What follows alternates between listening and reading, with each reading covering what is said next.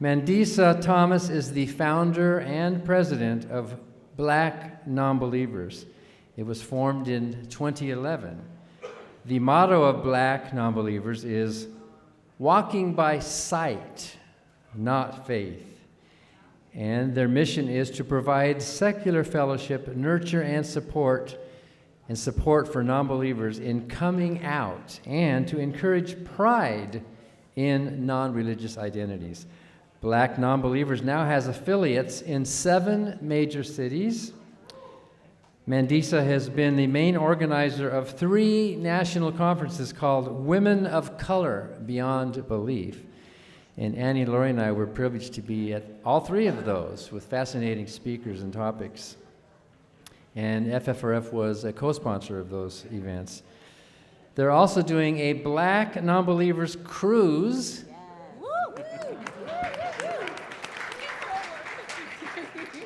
To Honduras and to Mexico. Next month is coming up. Mandisa lives in the Atlanta area, Atlanta, Georgia. And Mandisa is a former recipient of the Freedom from Religion Foundation's Free Thought Heroine Award. So welcome, Mandisa Thomas.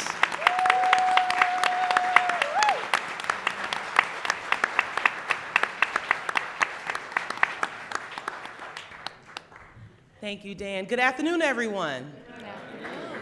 Welcome to the Black Activists Nonbelief Panel this afternoon with the Freedom from Religion Foundation's National Convention.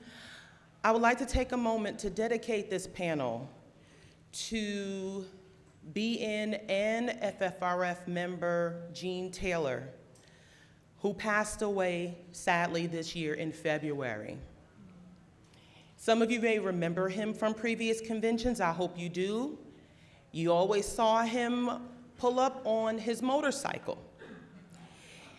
And it is through support like his and some of you in the audience that Black Nonbelievers has been able to continue this work, and we have given voice to those who previously felt that they were alone in their non-belief and their communities, in our communities. And it is my honor, it is my privilege to honor him as a long-term member. He was like a father to me. And I am pleased also to have a panel of my now esteemed colleagues, friends, and coworkers. It is through, again, the work that we've been able to cultivate that we have more representatives from our demographic. And to be honest, Dan's dream of a godless gospel might have taken just a little bit longer. So we are proud to have been able to facilitate that, which you will hear this evening, and we hope that you will enjoy. So with that, I will introduce the panelists for this afternoon. You have seen Candace Gorham previously.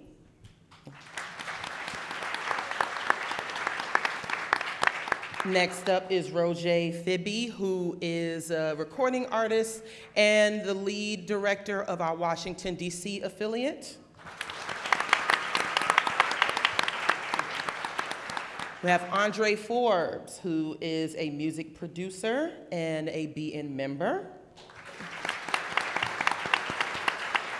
I have Cynthia McDonald, who is a BN member representing Chicago, and I will let her tell you. She's also one of the hosts of the nonprofit show on the Atheist Community of Austin's network.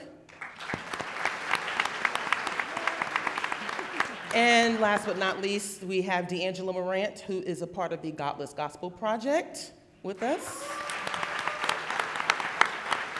And with that, I'm going to take a seat and start. Let's start.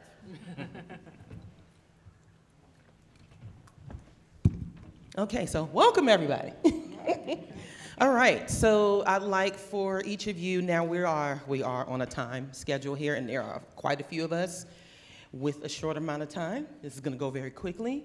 So briefly, I'd like for each of you to tell us tell the audience about your journey out of religion and how you found this community, this secular community. Yeah. Okay, so if you were in my talk earlier today, you heard a little bit about what happened to me. I was raised Jehovah's Witness. I was confirmed in the Methodist Church. I became ordained as an evangelist and a prophetess, and at like 18, 19 years old, and I did all of that, casting out demons and speaking in tongues and praying, fasting for weeks at a time, days at a time. I did all that. And I'll tell you all again, I'll extend the offer. $9.99 gets you a prophecy. And just, see me after the show. And so for me, a big part of becoming an atheist and non-believer was a result of just studying. I was going through a lot of things in my life, and my life wasn't matching up with what the promises were, what God and the Bible and my pastor and everybody was telling me my life should look like. It wasn't.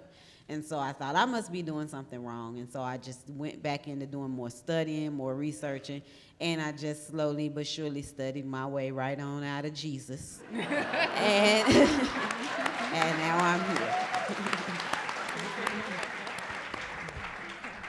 here. I'd say all of that, plus being a black queer man, same gender loving. I was raised Moravian. I'm from St. Croix in the Virgin Islands, so U.S. Virgin Islands, anybody knows where that is.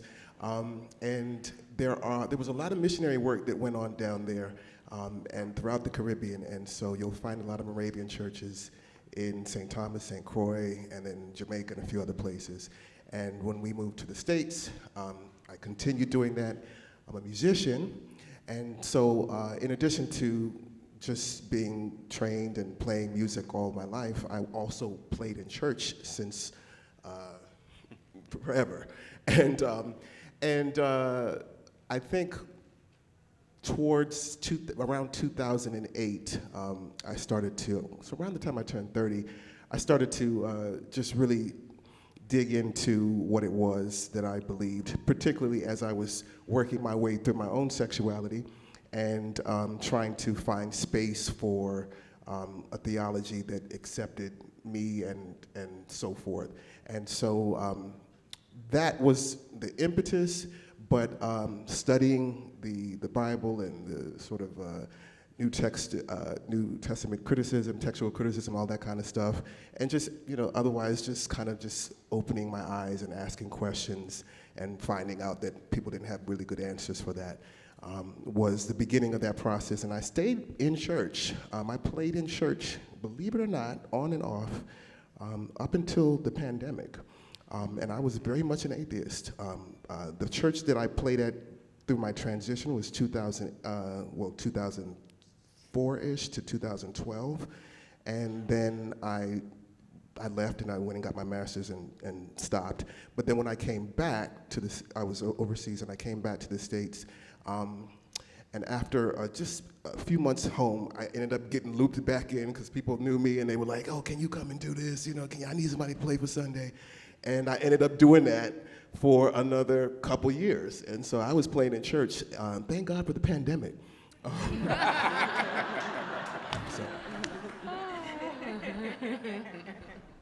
Well, I can actually relate to a lot of what both of them said. I'm a musician, and I started out in church playing, and that was pretty much my life. Like, I actually built a career around music with just gospel music. So as a young age, I started playing for our kids choir at the church, actually kind of against my will, which sounds kind of funny now that I'm a musician, but the first time I played for the kids choir, I actually cried because I'm a perfectionist as well. So my cousin asked me to play, and I'm like, okay, but I didn't play the right chord the first time. And I wanted to start over, and she's like, no, we gotta keep going. And I literally just sat there and cried, and I'm like, oh my goodness. So I was already being forced to do stuff then, but I really enjoy music. It's been a part of my life, and it's pretty much been what I've centered my whole life around and with Christianity. So it's kind of been a little bit of a mess when it comes to music because I spent the majority of my life just listening to Christian music, just playing it, just being in environments where that's always there. I guess I'm kind of a late bloomer in the sense of where I got exposed to different types of music, just secular music in general, but I would say as late as high school, college is when I really started to actually get into secular music. So I was very much in a bubble. That's the best way I can put it. But once I got to around that age, I started kind of questioning a lot of things, like being in the church and my morals and everything just kind of being taught to me and intertwined with all of that. I didn't really question anything at a younger age, but once I got older, I really just started having questions, and I'm like, you know, well, why isn't this happening in my life? I'm reading this in the Bible, and this is why I'm saying I could relate to a lot of what Candace was saying earlier, was like, my life is not really reflecting what the Bible is saying my life should be. So it's just like, something's not right here. So fast forward maybe 2 years from that, I'm really questioning things now, and I'm in a really deep position in church where I am like the musician for the church. I'm like going to Bible study every week. My parents are really deep in church. My whole family is like religious, like either you're a minister, you're a singer, you're a musician, dancer, or something in church. And so I've just always been around church my whole life. So I really got to a point where this is not working for me, but I didn't know who to talk to. And it was a really hard place in my life because this is all I knew. I mean, church was all I knew. Like, trying to believe in God is like all I knew. So I kept on trying to do it, and actually pushing more into it is what pulled me out, because I wasn't trying to become atheist, but I was really trying to seek God. I was praying, I was reading my Bible, fasting, just everything. I was really going at it really hard, and I kept hitting a brick wall. And I think the very last prayer that I really prayed was like, God, I need you to reveal yourself to me in a way that I can comprehend, because this is not working for me right now. And so I kept on pushing that prayer, and nothing happened. Nothing happened. Nothing feels like prayer. Yeah, so nothing feels like prayer, like she says. But I did that, and I gradually started backing away from things. And I was noticing that nothing's changing. It's like my life is still fine. I'm not being cursed. Nothing bad is happening in my life. And I'm like, okay, so all right, just keep going away. You know, God, you got my number if you're ready for me to come in. But, you know, apparently he lost my number, and I just kept backing away. And I'm like, okay, well, there seems to be nothing to this. So I came out of it, and I started just having more of a peace of mind, because I'm like, I'm not bound by people telling me that I need to be doing this and kind of like criticizing me for doing all of this kind of stuff. It's just, my life was good in the belief or in Christianity, but coming out, it was so much more peaceful, because I'm not worried about going to hell. I'm not going to, you know, heaven, it doesn't matter. It's just like, I've learned to be a good person, you know, just for being a good person. So yeah, there's a lot to my story, and I don't want to take up everybody else's time. So I'll probably talk about it a little bit later, but I'm going to pass it on right now.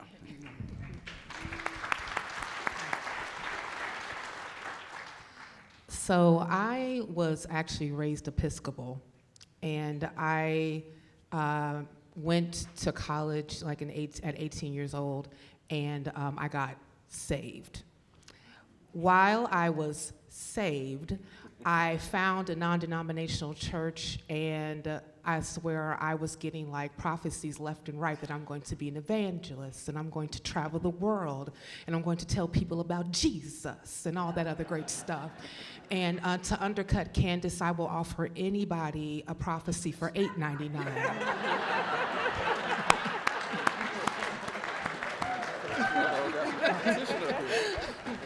When you want a real prophecy, though, it's worth the extra dollar. Real prophecy is subjective. Anywho.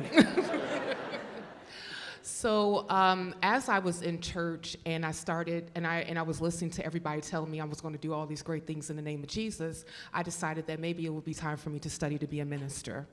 So I started ministerial classes, and that's when we really got into the bare bones of the Bible, and we started to actually study the problematic stuff of the Bible that I did not know that was there.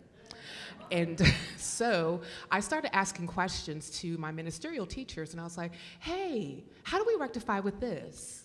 Hey, how about that slavery stuff? Hey, how about that God killing everybody because he mad and stuff? Right. And, after a while, they would try to answer my questions, but then they would say to me, Sister Cynthia, you just need to pray more and have more faith, right?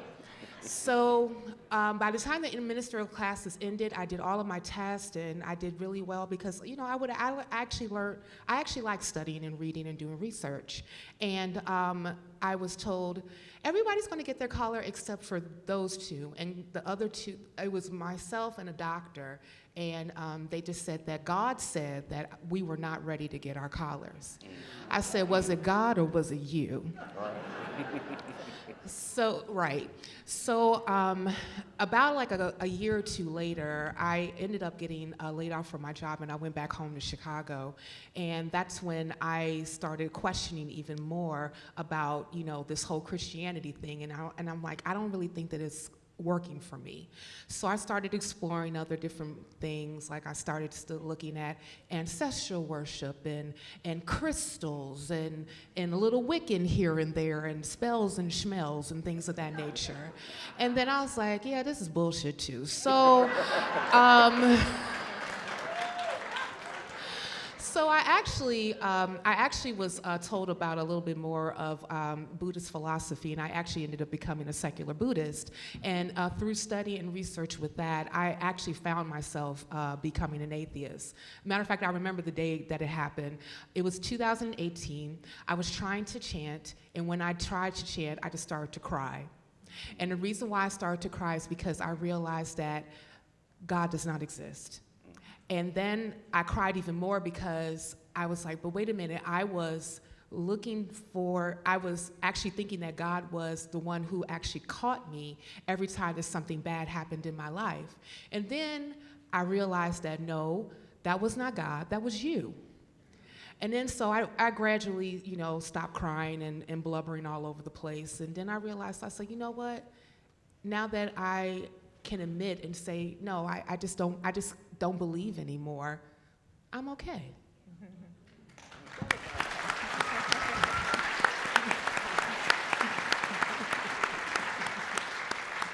Well, this should be really quick because I feel like we are all the same person. There are just so many parallels between all of our stories. I grew up as a basically non-denominational Christian in Florida. Went to private Christian schools where we learned everything wrong. And I don't know if any of you have heard of the ACE curriculum, but it's very anti-science. It's so problematic. But in any case, that's what I grew up in. And I just feel like I must have a hard head or just be really slow, because when I meet other non-believers, everybody talks about how when they were children, they were asking questions and the Noah's Ark just kind of didn't make sense. I was happy to believe all of it. I was with you, Andre. We were just in a bubble, and I was like, yeah, that's fine. It was presented as if it was truth. And so I didn't even question until I was an adult, a wife, a mother. And really what led me to questioning was I've always been a singer, and I was a worship leader. And the 80-20 rule at my church, every church I ever attended, more like a 95-5. We were just, if any of you have ever been worship leaders or on praise teams, you are worked to death. You have 3 and 4 services a week, rehearsals. And I'm finding myself with my family, my kids are eating pizza or whatever I can, figure out. I'm not really having time with them, and just so exhausted from ministry, which led me to say, well, that's one prong of it. And the other was, I remember a family member reached out to me because they were having a financial crisis and needed some help. And I had just written a check to my church that didn't allow me to be able to help that person that I wanted to help, because it was one of those, please, you gotta give sacrificially. So I did. I wiped everything out to help whatever the cause was at that moment. And so these things kind of led me to take a moment and say, to some of your points, am I doing this right? I'm vaguely aware that there are other denominations, there are other approaches, I wasn't looking to leave religion. I wasn't looking to leave my church necessarily, but I just wanted to make sure that, am I really following the scriptures? Because I feel like maybe there's a way to do this where I don't have to be broke and I can spend time with my children and, Yeah, so I started studying, like everybody on the stage, and once I got over the biggest hurdle was that fear of hell. That was what was keeping me from even really looking into it, because I'm like, I'm going to be turned over to an apostate mind, and oh my goodness, I'm going to be reprobate. Once I got past that and really started, figuring out and looking at extra biblical texts and the history, and I was just like, oh man, I made a pit stop at like deism for like 5 minutes, and then it was like the bottom fell out. So that's my story. Thank you all so much for answering that first question so explicitly. So there was an original second question, but I'm going to switch it up on y'all. Why is it important for Black atheists to be visible? And also, what are some issues or subjects that are deemed more important to us that we can discuss that the larger secular community needs to be aware of? Who wants to start that? Yeah. So being on podcasts and working with the ACA it becomes even more visible that in the media sphere world, especially about making atheist content, that is mostly, a white man's world. And Black people are overly Christian. Like, we're like the largest in the nation. I think last time I checked Pew Research, it's like 79%. And a lot of us do question, but we are afraid to question or afraid to say anything because being Christian and being Black is synonymous. And we don't want to leave family, community, etc. So having people like Mandisa, like Candace, and so on and so forth be visible and being outspokenly atheists really gives space for Black folk to say it's okay that if you don't believe, you have a community, you have somewhere to go. And there's still an intersection of racism, white supremacy, and things of that nature that still exist that really do affect us as a group of people. Also, thinking about the dynamics normally that was in church, that's very hierarchical and very patriarchal. And a lot of times, especially like when you have women in the church, they're like just worked to the bone in order to keep that ministry going. So to even really be able to have space for them where they can talk about these things and not be demonized is so important. And that's why it's like really an important thing for us to be seen, and also to be able to create communities so that we can actually coalesce together, share our experiences, and actually strengthen one another in our non-belief.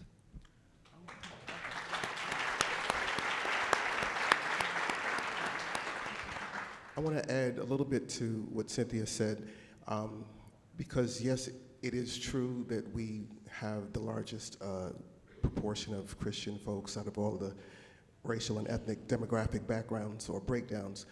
But that's not to say that we don't have skepticism in our communities.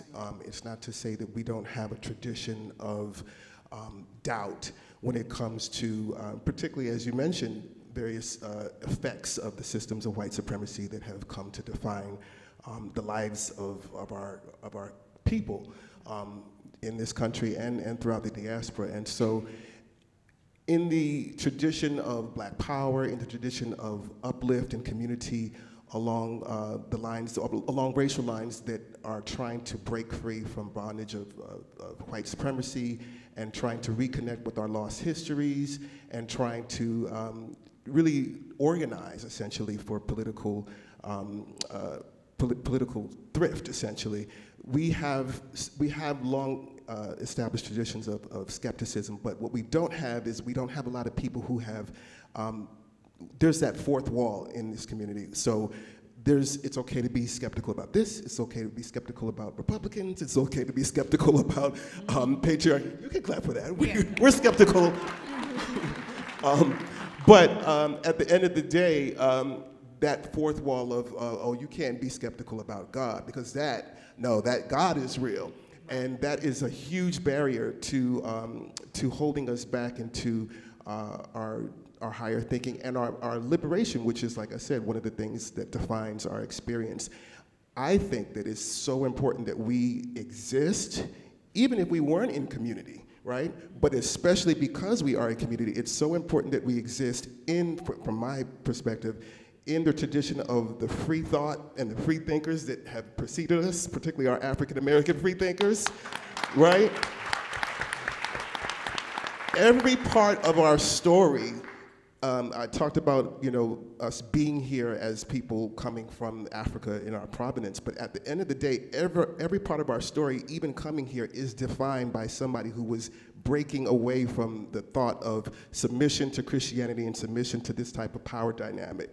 And so the idea that we just extended a step further is nothing new. It's absolutely nothing new, and our community needs to know that, as well as other communities that are looking at us that are saying that, oh, you are all, oh, no. We have skepticism that is a part of our legacy. There's that word again. So I just think that that's the thing. You can't fight white supremacy without taking on these issues. You just can't.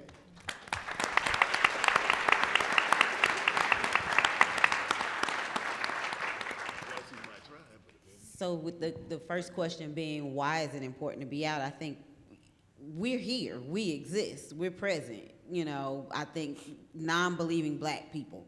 I think that it's not visible though, because, the majority of the community, like you're saying, nearly 80%, right? But I think one thing that I'm finding interesting, I think a lot of people maybe identify as like, oh yeah, I'm a Christian because that's how I was raised. But I think that when you actually get into conversations with black folk, you find a lot of people have a lot of skepticism. A lot of people have a lot of questions. A lot of people have a lot of, a lot of people are on these non-believing scales, and they just never have put themselves there. They've never seen themselves as maybe I am a questioner. Maybe I'm a doubter. Maybe I'm a none. It's important for us to be out, to be visible, wear our be in sweatshirts so that people staring at us in the airport, to be visible, because there's always going to be somebody who's going to say, oh, I didn't know, or I thought I was the only one, or, something like that. And so the more visible, it's just like with, and also, I think it like demystifies what it means to be an atheist as well, right? And it's true for, LGBT, it's true for white atheists, black atheists, everybody. The more that people see us, right, then the more it becomes just normalized, right? The more you go, oh, I didn't realize that this wonderful, amazing coworker of mine was an atheist. Well, that doesn't. Now you see, atheists can be wonderful, great people. Mm-hmm. And so I think being out is important because it gives more something for people to see and to recognize and identify with.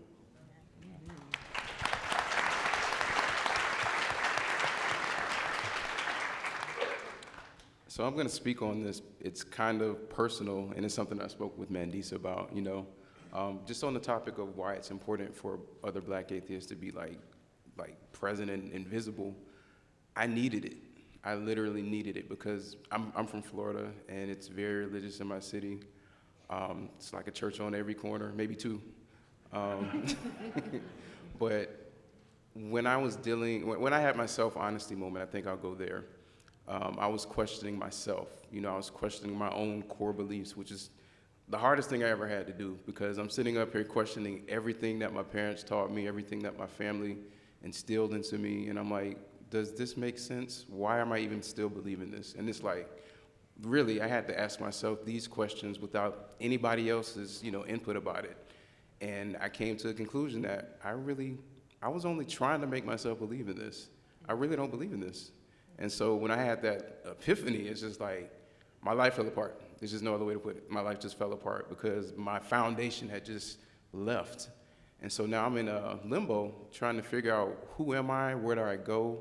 Who am I? What community am I a part of? Like, I didn't know any atheists when I was Christian. Like, I was really raised in a bubble. I can't really stress how much I was really sheltered when I was raised as a child into early college. It was just nothing but church. So when I finally came to this, realization in my own personal life, I was looking for people. I was like looking for other people like me, I found other atheists within the community. Most of them were like white, but I didn't see anybody that looked like me. And it wasn't that I wasn't trying to be a part of the atheist community that was there. It was just, I didn't want to feel isolated because I just came from some place that they might not completely relate to. And that was some really, really, I call it violent church. Because we did all the stuff, the shouting and hooping and hollering and all that kind of stuff, speaking in tongues. I call it violent church. Violent church.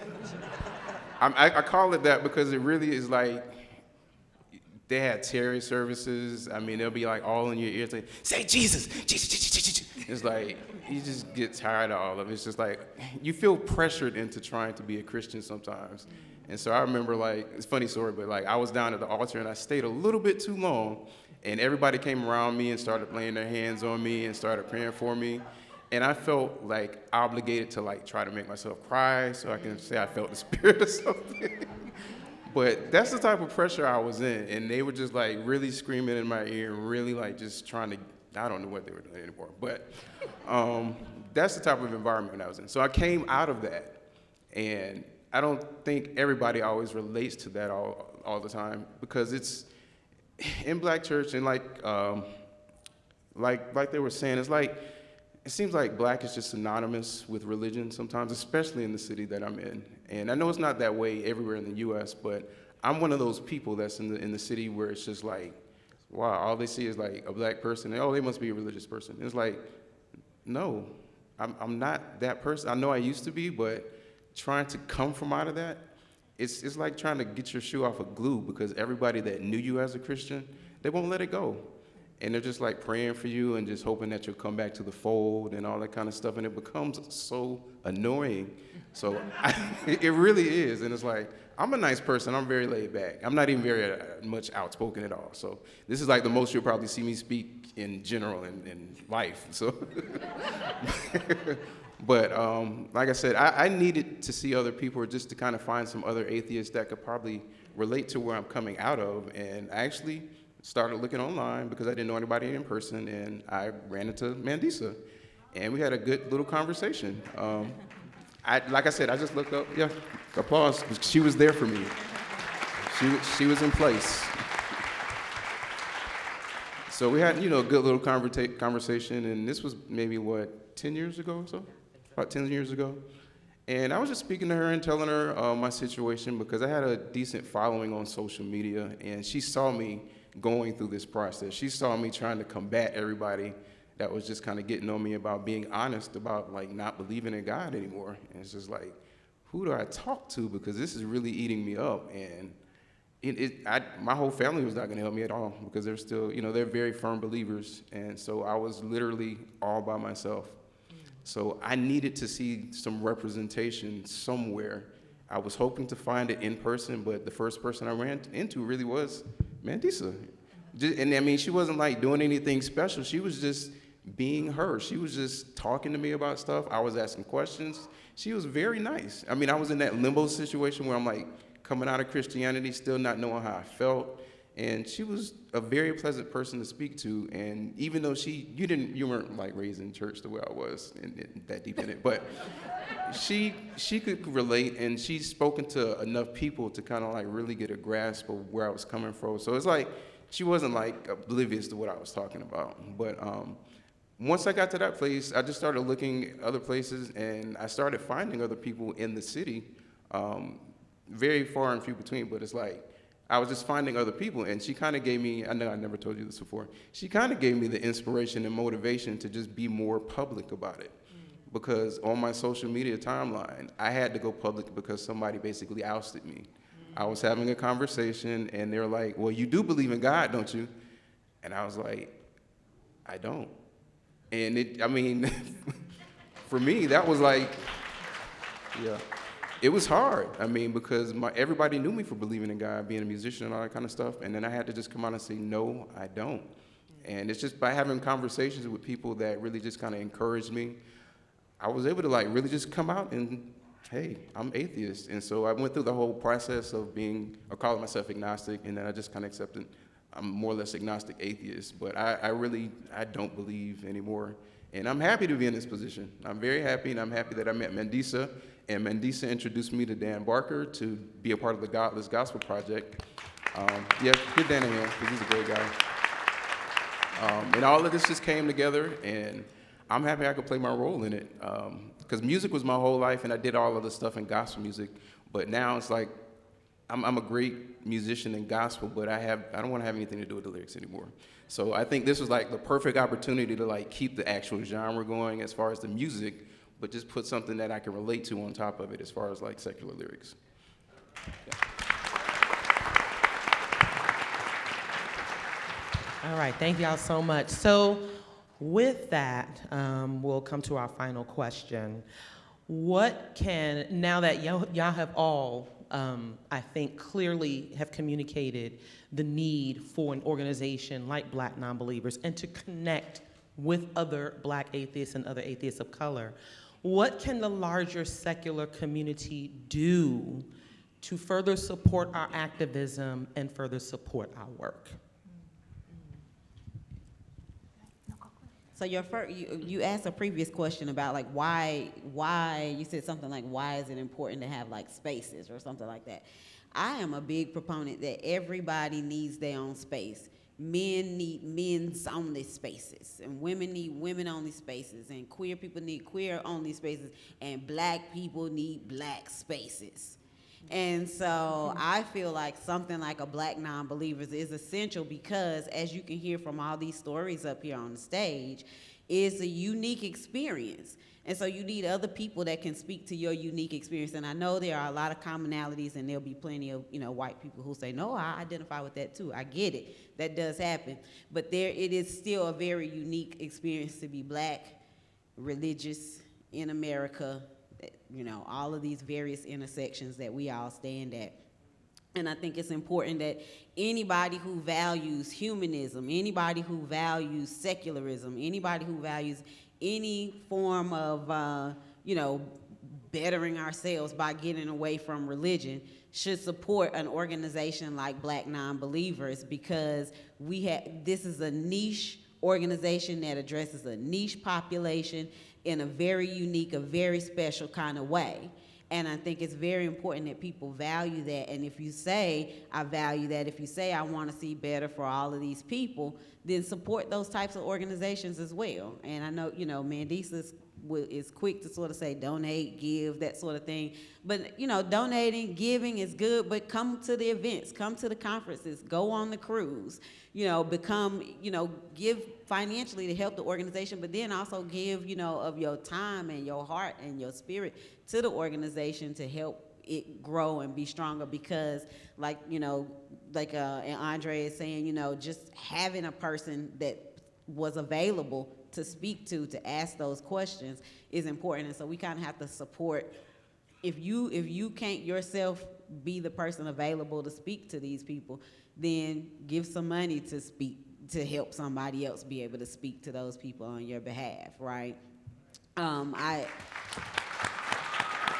the Black community, in the Black atheist community, we just cannot overstate or understate or misstate. It cannot be impressed enough as to how important Black Nonbelievers has been. And so, my first thing is going to be support Black Nonbelievers, because Black Nonbelievers really is doing some good work in the Black community, and it's really changing lives.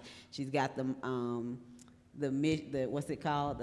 Being Changes Lives. That's our hashtag. That's the hashtag, and it's true. And so, like I said, if you can support financially. If you can't, come to stuff, attend the Zoom talks, listen to whatever, get that sort of thing, because it really is making a difference in our lives, in the regular everyday person lives. And the healthier the Black community is, guess what? The healthier all the communities are gonna be. And so I started out by saying that I value people having their own spaces, because it allows for room to heal and to grow in a way that maybe you can't do in front of everybody. everything that Candace said. And we all work in different organizations where Black non-believers exist, but a lot of them may not know about Black non-believers and Black community that actually foster skepticism, critical thinking, humanism, and the like. So part of the work is being a person to advocate to say, this exists. Pointing people towards Black non-believers, to even if they don't have like an affiliate chapter in their cities, they could join the social media groups. They can possibly, travel to different events. Even though there's not like a Black non-believers chapter in Chicago, Women of Color Beyond Belief is in Chicago. And also just like in my personal journey, trying to find people to talk to about what now that I'm atheist, is, one of the first people I found was Mandisa. And a lot of people are like that. If you Google Black atheists, literally Mandisa's picture shows up. And that's great.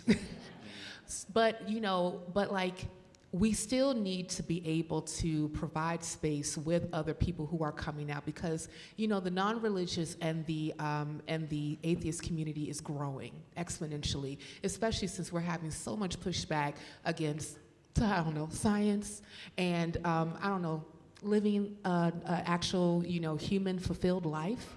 So we do need these particular spaces to grow, and we can help by saying like, hey, I heard that you may need a community, let me point you over here. So that's how you can also be a contributor to really help our community grow. I should say something. I'm not as active. I've been joking with the panel here about the fact that, on all the media and the programming and things, it's like, Mandisa, Black non-believers, Women of Color Beyond Belief, and then everywhere it just says D'Angela Morant, Florida. But I do just want to commend, Dan and Annie Laurie and the Freedom from Religion Foundation, because even, this platform, I think platforming Black voices and minority voices, and I saw the scholarships, and these are very, very important measures that I think help to advance this important work as well.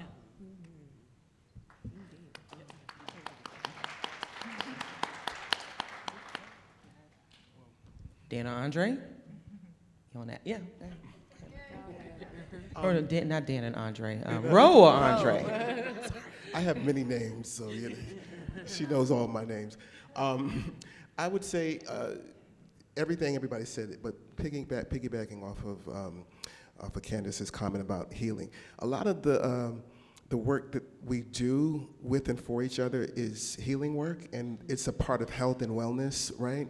And having a place to land is so important, particularly for people like my brother Andre, because we're 5, 6 folks up here? We're 5, 6, we all Black, right? But we got about 6 different Black experiences up here. We're the same and we're not the same. Right. And Andre's experience is not my experience. Right. I know it, but it's not my experience. And it's the same thing for Candace and Mandisa. It's you know what I'm saying? We all have very, very different experiences. And some of us need different types of support. And so being able to come into this place or this space when you're coming out or you're transitioning is not only valuable just having a place to go, but it's also helpful. Like if Andre needs something and I don't have it to provide, I can say, you know what, let me find somebody who knows that particular experience a little bit more. And Cynthia mentioned something about she grew up Episcopalian. I said earlier I grew up Moravian. I went to an Episcopalian school in St. Croix. I grew up praying and learning the Lord's Prayer and all that kind of stuff. And when, this is something that I have in common with you, my Black church experience is not the Black church experience that he had. And when I went to college, or actually even before that, when I started to sing, and I was in show choirs and things, I'd meet other black people from other churches, and they would ask me, what church do you go to? And I would be like, oh, I go to St. Paul's Moravian Church. And be like, what is that? I'm like, it's a church. I just said I go to St. Paul. Right. And they said, well, is it Christian? Yeah, I have that. I was like, so you don't even know how many denominations are in your own religion. Right. And so they didn't think that my salvation was not legitimate. And so I remember what what you said about them saying, well, are you saved? Because I got that question. Because my save needed to be a little bit more like what Andre was talking about. I need to be laid out in front of the altar. People need to be laying hands. I need to be spitting up and stuff like that. And my little Moravian church and our little pipe organ and my confirmation, that did not matter to them. No, it didn't. And so we have different experiences, and now I ended up playing in those types of churches later on, but as far as my upbringing, it was different. And so when we come into this space, we need places to decompress, and we need healing, a lot of us. There's a lot of damage too, you know what I'm saying? And we also need people to check us. Because, right? Because some of us sometimes we come and we bring our brokenness into that space. And what we're trying to do is we're trying to build. So sometimes we need to be told, like, don't bring your brokenness in here. You know what I'm saying? Come here for the healing. We're here to help you heal. We're here to help build one another and stuff like that. But we need to be listening to each other and giving support. And that's one of the things that this group does.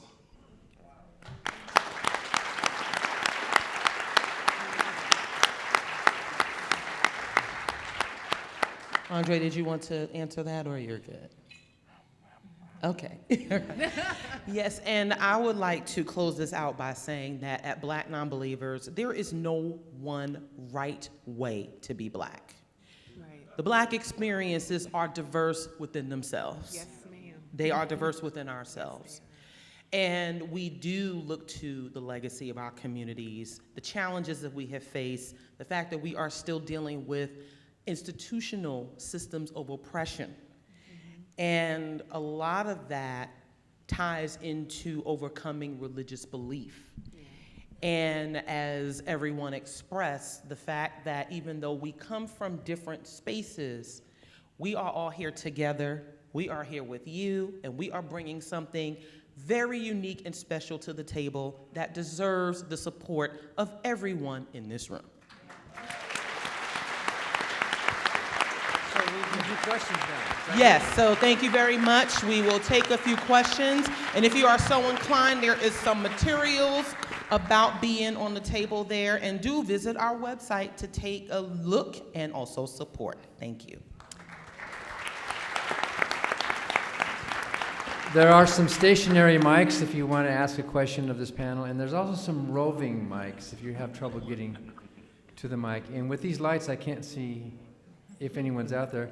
Please just ask a quick question. We're very short on time, so no speeches, no sermons, no financial pitches. Great question. So just go ahead and speak into the mic if you're out there. Okay. It seems to me, I mean, I'm an old white guy, so I look at things a little different. But it seems to me that in the atheist community, there's a whole lot less racism than there is in the American society at large. Would you say that's true or not? I'll respond real quick. Overall, I wouldn't disagree with you. However, there are a lot of microaggressions that we do encounter in the secular community that by well-meaning people. And I think it's important for a lot of us and a lot of white people in this community to understand their indoctrination and their privilege and how that may be coming across to people of color. That is something that we have to address in this community. I wanted to also add on to that. There, at the conference that we did in Chicago, there was another young lady that was on the panel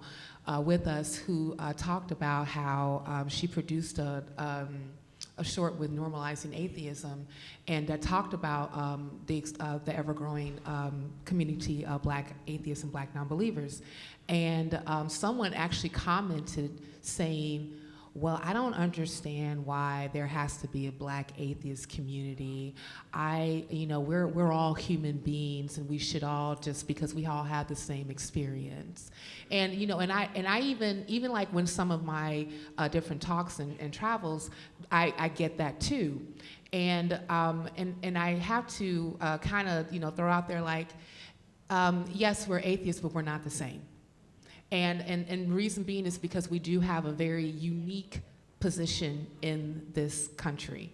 And we have a long history of systemic and also institutional racism and different things like that have caused an othering to Black people specifically. So because we have that, and we're also dealing with issues concerning our own group of people, because we're not Christians or theists at all, we're getting double whammied. So it's important for even some of our secular colleagues who happen to be not Black or what have you, to recognize that as well, and and also check the microaggressions. Thank you.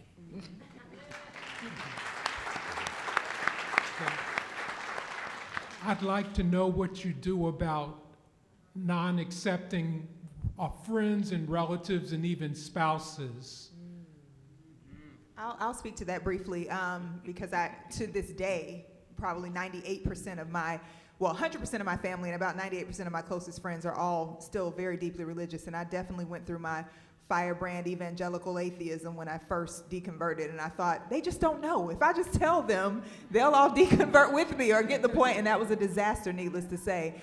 So I will say that, I have kind of an online, I deal with different people in different ways, and I think your mileage may vary, and it's gonna depend on the way your relationships are structured. But I find that kind of living my truth, I don't go looking for debates with my personal, with my friends and my family, just because it's not productive. But I find that just being who I am and not accepting, I don't kowtow to their edicts and their craziness, but at the same time, I don't go looking for fights with them, because some relationships I think are important to maintain, and I do maintain a standard in terms of what they can and can't say to me, how they can and can't engage my children, so on and so forth. But I try to live peaceably amongst my family and my friends.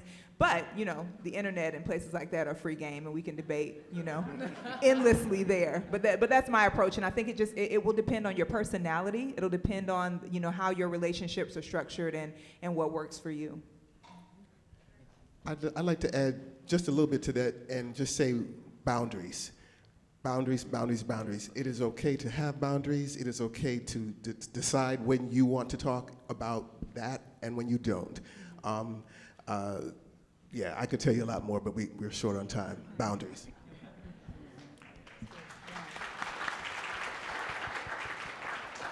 What a joy it is to be present for this panel. Thank you all for being here.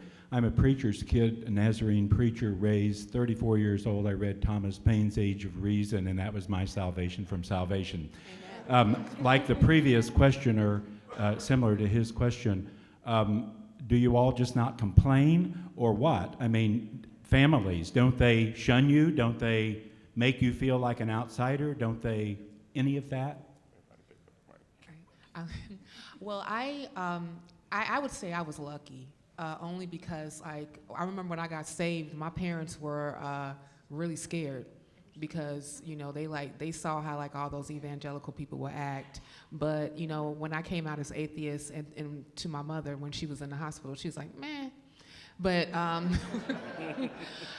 but I do still have friends that I was in non-denominational church with that really just don't mess with me no more, and especially since I'm very outspoken.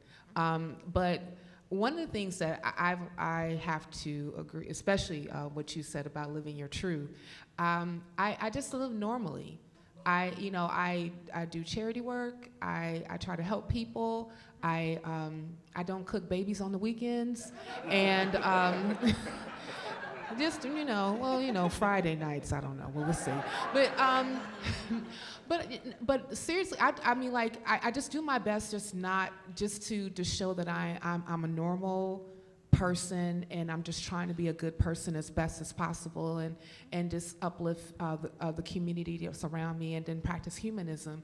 And oftentimes when people see you doing that, they're less aggressive towards you just because you don't believe. Just real quick, I agree with everything they just said. I have my own unique situation because most of my family really just still is religious. So I try to keep contact with them, but sometimes I just have to pull away. I mean, it's not that I want to. I love them, but I have to love them from a distance sometimes. Yeah. And for those that are open to listening, I try to have conversations with them. I'm not a confrontational person. I know when I first became atheist, I probably was a little bit confrontational because it's just like, I didn't know where I was standing at. But now that I know where I'm standing at, it's like, I'm all about peace. Like, we all want the same thing, just peace. And people don't have the same beliefs. We don't have to argue about it. Let's just find what we have as common ground.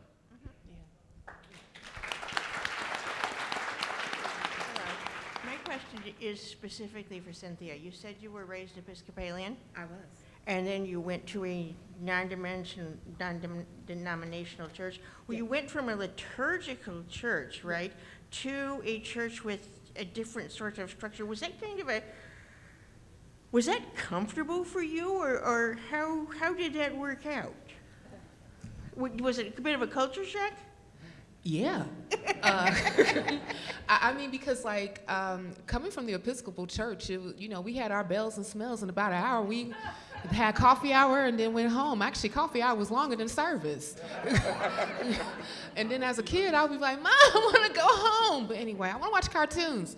But when going into more like the, charismatic evangelical type thing, yeah, it was weird, because folk was running around and speaking in tongue, and every 2 seconds somebody want to lay their hands on you, and then they had the oil on you, and then next thing you know, people falling out, and then here come the sheets with the ushers, and I was like, woo, what is going on here? But I think that one of the things that kind of got me into that lane is I love to sing. And when I was in college, I joined a gospel church. Not a gospel choir.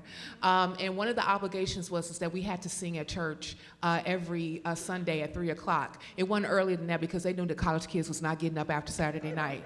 So that's where I would see a lot of that stuff, and then after a while I kind of just got used to it, and I think that another thing that kind of happens in a lot of church services is that priming and a lot of emotionalism, and at the time you think about all the stuff that you're going through, and then you're like, I want to be saved, and then and you just kind of acquiesce to it, and because of that, that's when it kind of got into there. But no, I don't forget about that culture shock. Yeah, it was definitely there.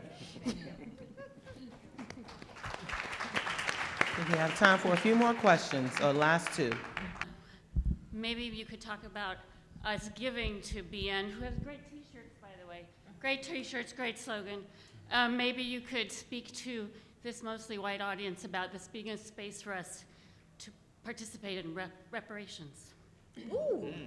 Amen. That's me. Girl, this timer say 1 minute and 26, 25, right. 4, right. 3, reparations. You said reparations. First off, go to the FFRRF, the website. I actually wrote a whole piece about reparations and how white people can support. But one of the definite things, it really goes with activism, is that sometimes white people have a tendency to gatekeep when it comes to activism because they say, oh, I can do this so much better than you. No, let black people do that because we know our issues. But you can definitely support by saying, how do I support? Ask questions. Hey, write your congressman. Write your senator. Write your people who represent you. Say, I support this issue because it's long overdue. 244 years of slavery, 100 years of Jim Crow, and then after that, all that other stuff that came after that we're still dealing with oppression. So yeah, do that.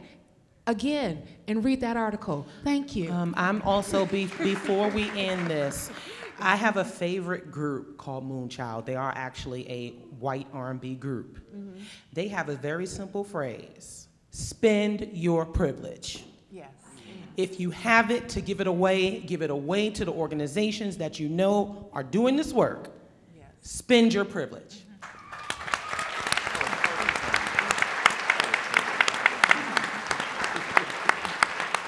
All right, and that wraps up this panel. Thank you once again for joining us. We look forward to seeing you at the Godless Gospel performance tonight. Thank you so much. You guys are great.